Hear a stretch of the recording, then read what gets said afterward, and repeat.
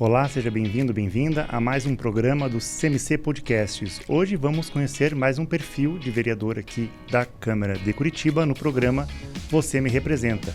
Temos a honra de receber na bancada aqui do CMC Podcast, aqui nos nossos estúdios da Comunicação Social, o vereador Erivelto Oliveira. Tudo bem, vereador? Obrigado pela sua presença. Tudo bem, Alex. Vamos conversar um pouquinho, né? Vamos lá, vereador. Eu vou ter uma aula hoje aqui de jornalismo com o senhor, né? Imagina. Tem uma experiência muito maior que a minha. A gente estava aqui falando antes do programa, vereador, já falar da sua formação, né? Todo mundo lhe conhece do jornalismo aqui em Curitiba, né? O senhor foi âncora, repórter de vários canais de TV, programas. Se formou em 84, é isso, vereador? Não, eu entrei na faculdade em 84. Comecei a trabalhar em 86, eu estava no terceiro ano da faculdade, comecei a trabalhar num canal da Band aqui de Curitiba, a TV Curitiba, em televisão, né? No mesmo ano eu fui para a RPC, fiquei 28 anos na RPC, 27, 28 anos, e mais 2 anos na RIC TV. Eu trabalhei em 3 TVs como repórter, editor e apresentador. E comecei a trabalhar em comunicação também no terceiro ano, no Departamento de Comunicação da Rede Ferroviária Federal. Então fiz o meu estágio lá. Então, 86 foi um ano de grandes mudanças, porque eu acabei sendo levado para uma área do jornalismo que eu jamais tinha imaginado, que é a televisão. Sempre que eu antes de fazer faculdade, enfim, quando eu entrei na faculdade, eu me imaginava numa redação, esfumaçada, com um cafezinho, copinho de plástico de café em cima da bancada, aquele monte de papel, né? Aquelas redações tipo Nelson Rodrigues dos anos 50 e 60, e nunca pisei numa redação de jornal, nunca trabalhei em jornal.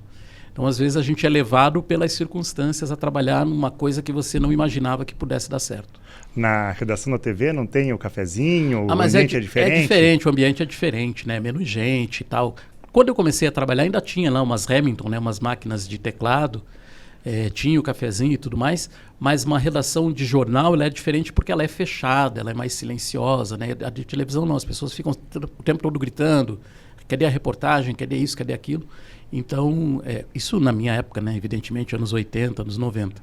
Hoje é bem diferente. Mas nunca passei pela experiência de trabalhar em jornal impresso. Meu vereador, além da sua formação, foi na Universidade Federal do Paraná, né? Como é que é a sua relação com Curitiba? O senhor nasceu aqui, vive aqui há quanto tempo, vereador? Eu vivo há 60 anos em Curitiba, nasci em Curitiba. Sou apaixonado pela cidade desde sempre. Acho que nós temos uma das cidades mais legais de viver no Brasil, e conheço outras cidades também de outros países, e eu não consigo me afastar mais do que 15, 20 dias de Curitiba, que eu sinto saudade daqui, dos nossos parques, das pessoas. Então eu sou um apaixonado por Curitiba, acho que nós temos realmente uma das melhores cidades do Brasil para se viver, e seguramente uma das melhores do mundo também, né? Conhecendo as cidades que eu conheço. Óbvio que cada cidade tem o seu povo e a sua paixão, né? Eu gosto muito de Nova York, gosto muito de Los Angeles, de Paris, mas não sei se eu moraria por muito tempo nessas cidades. Essas cidades o senhor conheceu viajando de férias? Como é que, né? Algumas viajando de férias, outras viajando a trabalho. Eu fui, por exemplo, em 96, eu fui para o Cairo, no Egito, e fui a trabalho, terminei uma entrevista do Bom Dia Paraná, com uma representante da União Internacional da Família, e depois que terminou a entrevista ela ficou no estúdio, Daisy Custer, o nome dela, ficou no estúdio e tal, não ia embora. Terminou o programa, ela veio falar comigo, que ela tinha ido no programa exatamente divulgar a participação no Encontro Mundial da Família, um dos encontros da ONU, que é feito de 4 em 4 anos, e seria no Cairo. Ela perguntou para mim, você não gostaria de ir nesse encontro? Porque sempre a gente leva um jornalista observador e tal, e esse ano a gente não escolheu ninguém, e a gente acompanha o seu trabalho, você não quer ir? Aí eu dei uma risada, assim, tipo, um sorriso meio amarelo, né? Pensei, não sei, porque, né, aqui tem o trabalho e tudo. Ela falou, então pense em me dar uma resposta até meio-dia para isso. Eu falei, puxa, meio-dia? Daí fui falar com o diretor de jornalismo, e ele me disse uma frase assim que eu nunca esqueci. Ele falou, olha, acho que você não pode perder essa oportunidade, o que é que precisa, né? Aí eu corri atrás de passaporte, eu não tinha passaporte, atrás de visto, e foi uma coisa tão corrida que naquela época precisava de visto para entrar o voo era via França, então a gente precisava de visto para entrar na França, um dia de uma passagem de um dia para o outro, e foi tão corrido que eu peguei o meu passaporte de volta no dia que a gente estava embarcando no aeroporto, na hora que a gente embarcou, passaporte com o visto. Então Foi tudo muito rápido, mas foi a primeira viagem internacional de verdade que eu fiz, né, tirando o Paraguai e a Argentina. E foi muito legal, conheci o Cairo. E depois, a partir daí que eu comecei a viajar mesmo. Daí fiz algumas viagens particulares. Também fui para a China, graças ao trabalho. Fui com o pessoal da Fundação Getúlio Vargas. Conheci Xangai, conheci Pequim, conheci Hong Kong, Macau, Qingdao. Foram essas duas viagens de 15 dias. Então foram viagens muito positivas, assim, não só profissionalmente, como pessoalmente, né? Vereador, uma experiência ampla em jornalismo, também com essa experiência internacional de viagens a trabalho, né, viagens a passeio, turismo. Como é que surgiu esse desejo de entrar para a vida política, se candidatar a vereador? O senhor que está no segundo mandato, né, recebeu 6.441 votos na última eleição e atualmente está no Cidadania. Isso. Todo no Cidadania desde sempre, né? Em 2016 eu me filiei. Eu acho que aconteceu comigo um processo. Eu fiquei fazendo jornalismo comunitário na televisão de 1999 até 2015. O que é o jornalismo comunitário, né? Para quem não conhece, talvez hoje existe bem menos do que como a gente fazia quando começou o Paraná TV. O jornalismo comunitário, você tem um jornal que ele é voltado para problemas da comunidade, né? Tem as notícias também e tudo, mas ele tinha colunas que mostravam problema de falta de água, falta de luz, buraco de rua, esse tipo de problema aparentemente pequeno, mas que quando você resolve, você dá uma boa resposta para a população. E a gente terminava uma edição, já tinha outros pedidos, e enfim, era muito fácil pautar esses assuntos. E nós levávamos no estúdio ou gravávamos sempre com uma autoridade o problema, e o problema era resolvido assim em 24, 48 horas, uma semana no máximo, né? A gente tinha até um calendário para ver se o assunto foi resolvido e tal. Isso era uma coisa muito legal de fazer. Quando eu saí da RIC em 2015, eu não queria mais trabalhar, quero dar um tempo em televisão, não quero mais fazer televisão. E comecei a trabalhar com a minha empresa, tenho uma empresa de comunicação, comecei a fazer treinamento, comecei a fazer apresentação de evento, que eu já fazia, né, informalmente, e comecei a fazer isso. Depois de um ano e meio, eu comecei a sentir falta de novo de fazer aquele trabalho, né, de ter esse retorno das pessoas, e também sentir falta de trabalhar com pessoas. E quando você tem uma empresa, você trabalha no máximo com um contato, faz o trabalho e não tem uma equipe, não tem uma continuidade o seu trabalho. E aí um dia eu estava ouvindo o rádio, coincidentemente, no final de 2015, eu acho que foi isso, e eu ouvi uma notícia na CBN dizendo assim, olha, a partir deste ano o prazo para filiação para a campanha do ano que vem é de 6 meses e não mais de um ano. Era bem final do ano. Eu pensei, puxa, eu ainda posso ser candidato, né, a vereador. Mas uma ideia que veio e passou. Só que o ano começou e aí eu comecei a, puxa, será que eu quero, será que eu não quero? Conversei com alguns, tentei conversar com alguns políticos, marquei com alguns, enfim, e acabei conversando com o deputado Rubens Bueno. Ele me convidou, eu queria falar com ele, ele me convidou para ir na casa dele. A gente conversou e ele achou que eu queria gravar uma entrevista com ele, né? E quando eu falei para ele que eu estava pensando em me filiar a um partido e disputar a eleição, ele falou, puxa, então venha para o Cidadania, você vai ter espaço aqui, eu acho que você pode se dar bem na política, enfim. E entrei, né, no Cidadania. Disputei a minha primeira eleição, fiz 5.200 e alguma coisa. Fui o 28º mais votado e não entrei, por causa da questão do quociente, né? Ficou faltando aí em torno de 7, 8 mil votos para o partido conseguir a segunda vaga. Disputei a eleição para deputado em 2018, também fiquei como suplente, daí já um pouco mais distante, terceiro ou quarto suplente. E em 2019, depois dessa eleição de 2018, eu pensei, bom, então vou voltar a procurar alguma coisa em televisão. Só que daí o governador Ratinho ganhou a eleição e chamou o Hélio Virbisky, que era o vereador eleito, para assumir a coordenadoria de esportes, que hoje é a Secretaria de Esportes. O Hélio assumiu e me chamou, né? Ó, eu vou assumir a secretaria e você vai ficar aí com o mandato por um ano, que eu vou voltar em 2020 para disputar a eleição. Em 2020, vocês sabem, veio a pandemia, né? A pandemia, o secretário, o governador acabou chamando o Hélio para continuar na secretaria por causa do trabalho de logística que a secretaria fazia bem, enfim. E eu acabei herdando o mandato inteiro, né, o meio mandato, e disputei a eleição em 2020, que foi uma eleição, uma campanha diferente, foi uma eleição feita basicamente, uma campanha feita basicamente na internet, em rede social. A gente saía às vezes no sábado ou no final de tarde para entregar panfleto nas casas e tudo mais. Mas, enfim, acabei conseguindo fazer a minha votação, subi em mais de 1.200 votos, e aí conquistei uma vaga sem necessidade sem ser suplente, né? Uma vaga direta. Vaga direta, né, vereador? Fui o 10º mais votado daí nesse caso. Parabéns, vereador. O senhor traz também bandeiras, né? Tanto quando o senhor assumiu como suplente e também agora, né? Esse contato até que o senhor tem com a experiência que o senhor tem no jornalismo, né? Esse jornalismo comunitário, acredito que lhe ajudou bastante a elencar essas bandeiras para o seu mandato como vereador. Sim, eu acho assim, eu não que eu seja o maior conhecedor da cidade, mas eu conheço razoavelmente Curitiba, né?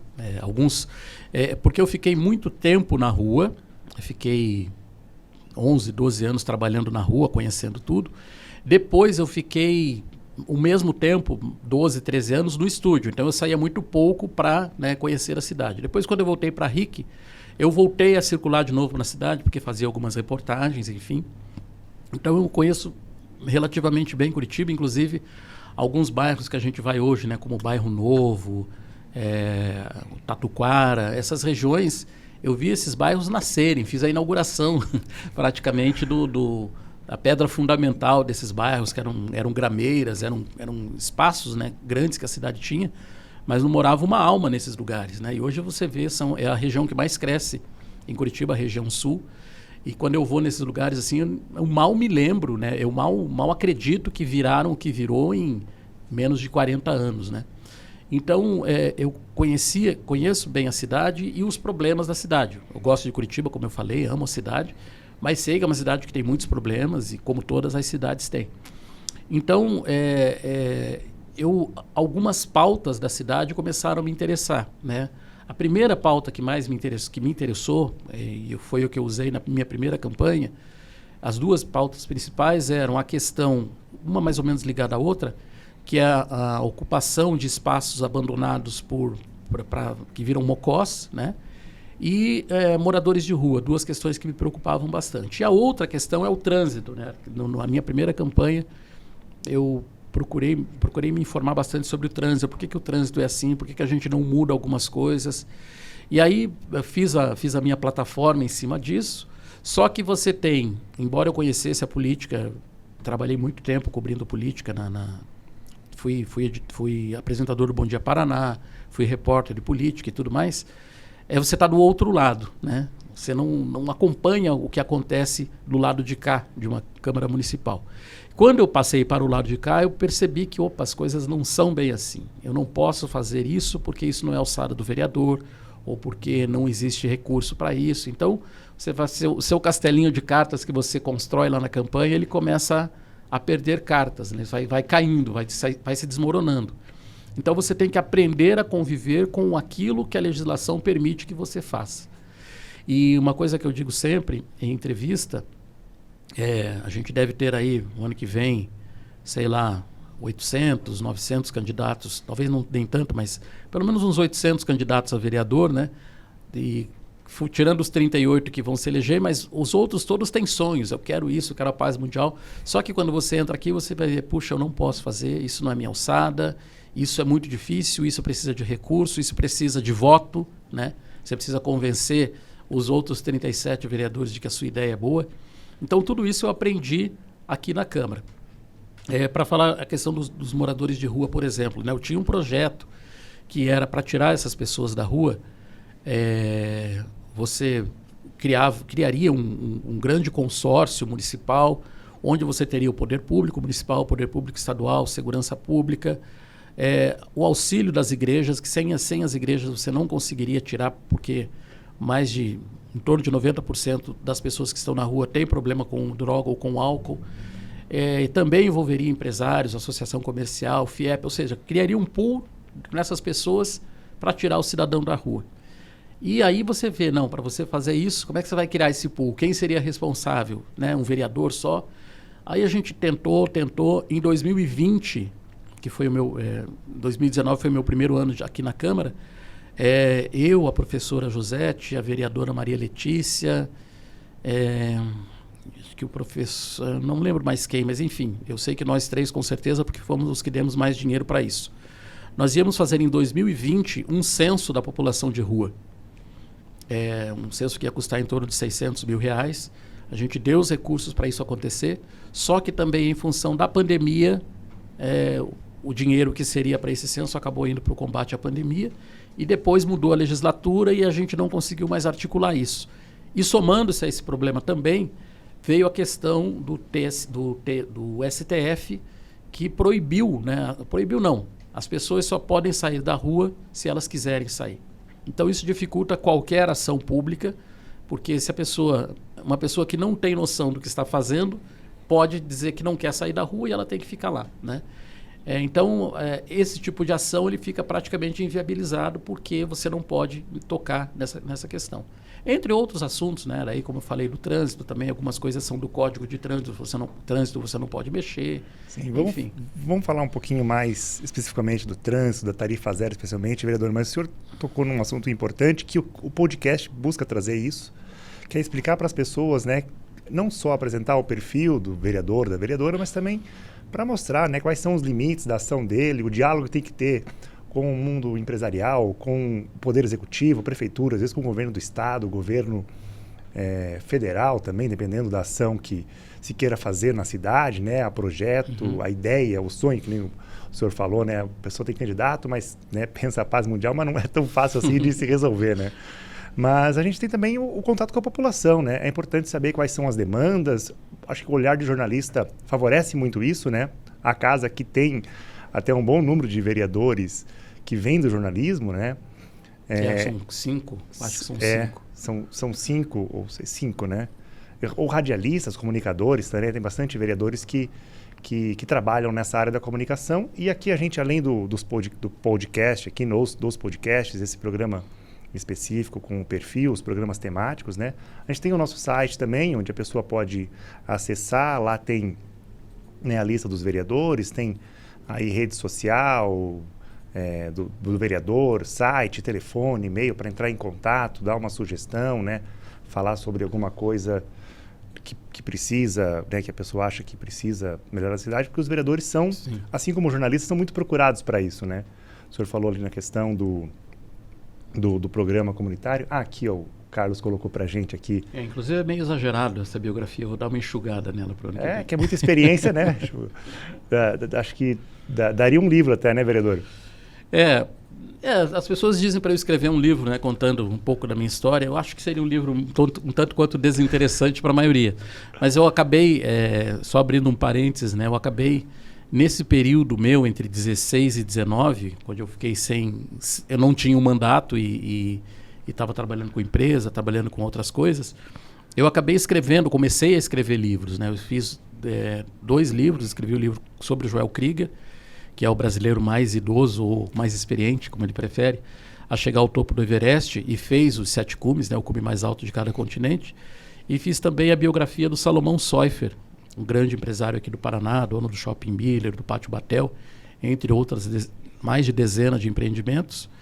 E no comecinho de novembro, meados de novembro, eu lancei um livro com mais 22 autores falando sobre esse começo do século XXI, enfim, sobre essas mudanças que aconteceram em função da tecnologia e tal. Então, acabei virando essa coisa de escrever. Pode ser que um dia eu comece a escrever não exatamente as minhas memórias, mas um pouco da experiência do jornalismo. Pode ser que um dia eu escreva. Eu não sei se vai ter interesse, como eu falei, mas é um exercício, pelo menos, para a gente tentar.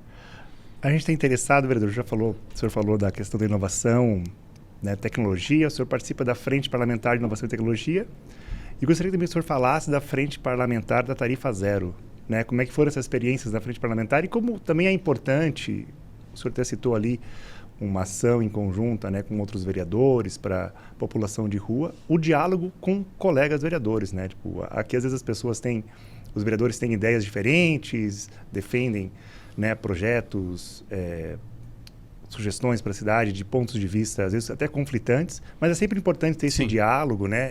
Esse é o papel aqui da Casa Legislativa, né, vereador? Eu sem querer me gabar, mas uma coisa que eu tenho, que eu acho que é importante, e não é só por ser político, mas principalmente por ser jornalista, eu tenho trânsito, né? Eu acho que eu me dou relativamente bem com todos os vereadores, não tenho nenhum problema de relacionamento com nenhum deles. E isso ajuda, né, quando você tem uma proposta para discutir, enfim. Mas aí, falando desses dois assuntos que você colocou. 2016, como eu falei, a minha campanha foi muito voltada para o trânsito e para a questão das pessoas de rua. Em 2020, eu já estava aqui há 2 anos e aí eu comecei a ver outras coisas da cidade. E no final do primeiro ano aqui, eu acho que aconteceu, o vereador Giovanni Fernandes, ele trouxe para a Câmara um empresário de transporte sugerindo a tarifa zero no transporte. E era uma discussão que a gente teve na sala da presidência, inclusive com os 8, 9 vereadores, e a partir daquele momento que eu ouvi o Edilson Miranda falar, eu comprei a ideia da tarifa zero. Comprei assim, sem ver o produto entregue. E comecei a estudar sobre esse assunto, porque eu acho que a fórmula que ele colocou era uma forma relativamente simples, mas ela também não é execuível porque você precisaria mudar a legislação federal, como eu falei, né? Sempre tem uma outra legislação acima para mudar. Mas é possível, né? Desde que houvesse agilidade nesse sentido.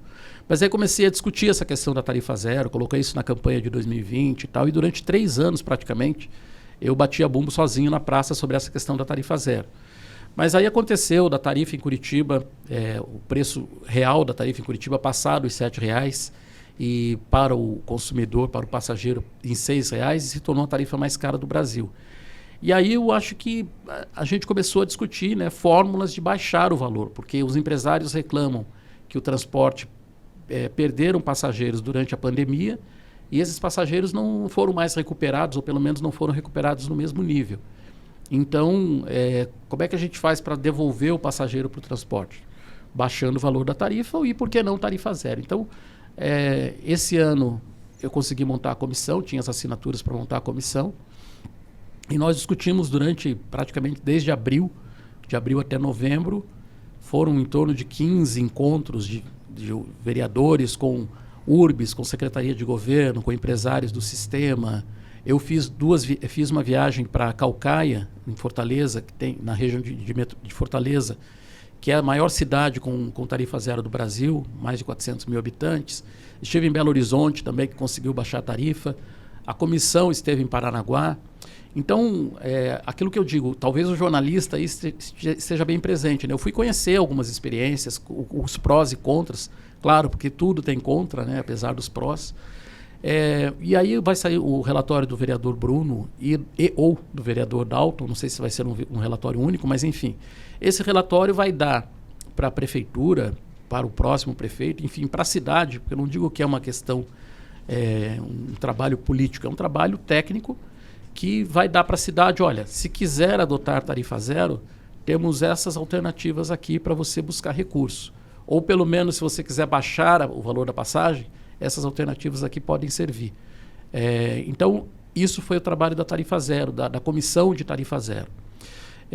Depois a gente pode até voltar nesse assunto, mas só para responder a sua pergunta, e a questão da Frente Parlamentar de Ciência, Tecnologia e Inovação, também foi algo que eu senti depois que eu entrei na Câmara, que os vereadores não discutiam esse assunto. E esse é um assunto hoje fundamental, né, para a cidade, para as cidades. Curitiba ganhou o título de cidade mais inteligente do mundo, porque tem tecnologia, porque tem o Vale do Pinhão e outras iniciativas tecnológicas que colocam Curitiba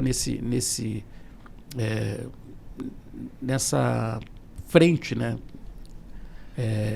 Uma cidade de ponta nessa discussão.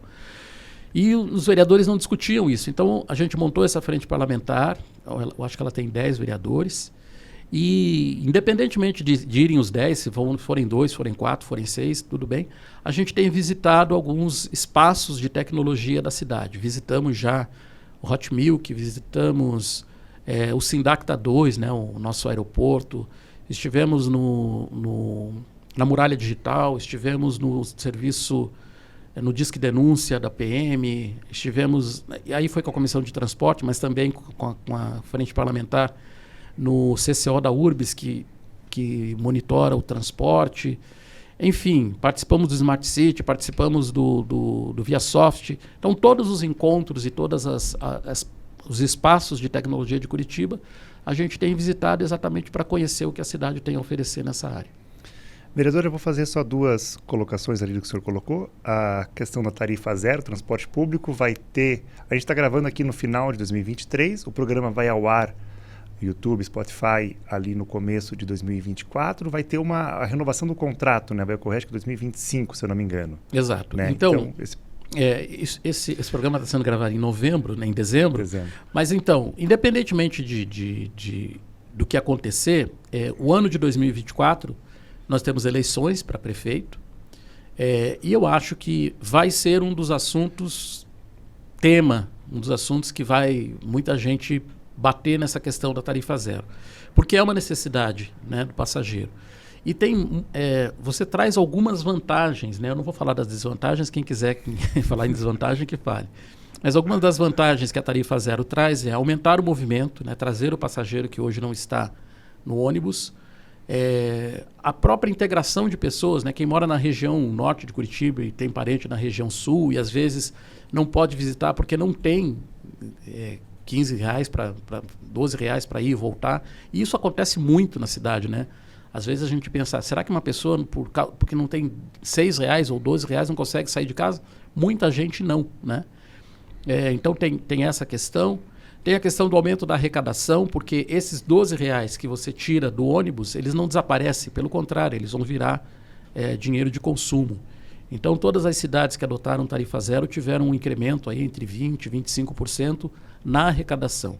E quando você fala em aumentar a arrecadação em 20%, você, de certa forma, você já começa a ter dinheiro para financiar a tarifa, entendeu? Então, você tira o valor da tarifa, mas esse valor volta. Então, esse dinheiro também, de certa maneira, subsidia a passagem.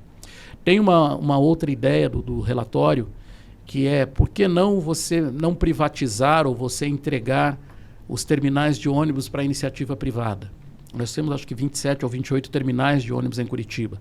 Por que não entregar esses terminais para uma empresa, vamos imaginar uma Volvo, uma Marco Polo, né? O terminal do Boqueirão, em vez de ser Boqueirão, passa a ser terminal de uma dessas empresas. Sem falar nas grandes empresas que nós temos em Curitiba ou no Paraná, né? Uma Renault, um Boticário. Por que não entregar esses terminais? Aí você cria um projeto para esses terminais que não seria mais um terminal de ônibus. Até porque o terminal não teria mais a função que tem hoje, né? Simplesmente fazer as pessoas trocarem de ônibus. Não, ele seria um espaço de convivência, um espaço de compras, um espaço de lazer. Então, tudo isso, você entrega isso outorga para uma empresa, recebe um valor anual, um valor a cada 10 anos, enfim, aí um contrato que você criaria, e esse dinheiro também financiaria o transporte. Sem falar em publicidade nos ônibus, publicidade imobiliário urbano, todas as alternativas que estão lá no relatório. Vereador, o pessoal já está me avisando aqui que demos 25 minutos, pedindo já para encerrar. O papo tá bom, mas fazer mais 2 perguntinhas rapidinho. Uma sobre a Frente da Inovação e Ciência. Curitiba sempre foi reconhecida como uma cidade inovadora. Além dessa ideia da tarifa zero, dessa ideia que o senhor falou agora dos terminais, tem espaço para Curitiba se mostrar como pioneira, especialmente para outras cidades do Brasil, né? Quando a gente viaja pelo Brasil, Curitiba, sempre uma grande referência, né, vereador? Sim, e até para você adotar a tarifa zero em Curitiba, como o nosso sistema ele é todo já automatizado, você não teria dificuldade nenhuma e você manteria essa bilhetagem, né? Porque daí você saberia que o Alex pegou o ônibus aqui no centro, foi até o bairro Boqueirão, depois pegou outro ônibus do Boqueirão até o Vila Auer. Você consegue acompanhar o passageiro e acompanhar se você tem necessidade de manter aquele número de ônibus, enfim. E o mesmo vale também para o trânsito, né, que eu falei do trânsito. Por que a gente não usa mais a tecnologia para melhorar o trânsito e não apenas para multar o motorista, né? Que hoje a gente tem muito radar que controla a velocidade, que é importante, mas os radares eles também poderiam ser usados mais nos cruzamentos para evitar que os motoristas bloqueiem o cruzamento, poderiam ser usados mais para dar vazão nas ruas que tem mais movimento, ou seja, demora um pouco mais para fechar o sinal nessas vias, enfim. Então, uma série de medidas que a gente poderia tomar na cidade em função de Curitiba ser uma cidade tecnológica. Vereador, para a gente terminar, muita gente conhece o senhor pelo jornalismo, pela sua atuação empresarial, como vereador, mas também como músico, né, vereador? Felizmente menos gente me conhece como músico porque eu não sou lá dos melhores, né? Mas a música para mim é algo muito importante. Eu digo que a música é a minha terapia, eu não vivo sem música. Eu tenho uma banda chamada Som na Chapa há mais de 20 anos, a gente brinca bastante. Estão se apresentando, vereador? A gente se apresenta pouco, né? Principalmente depois da pandemia.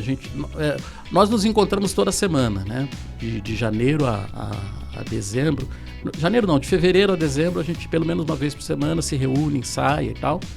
E tocamos às vezes em festa de igreja, normalmente apresentações beneficentes ou em bares também.